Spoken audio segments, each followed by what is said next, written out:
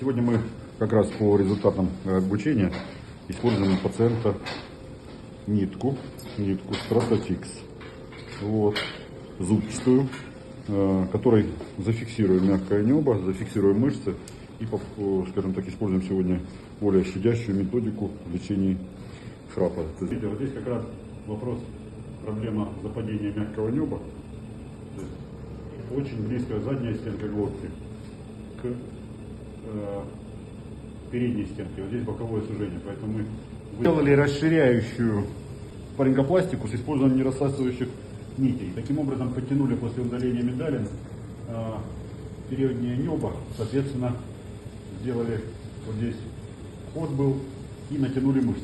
Язычок при этом сохраняется. Будем смотреть, как он себя ведет. Не подрезали ничего, но однозначно обструкция передней-задняя ушла.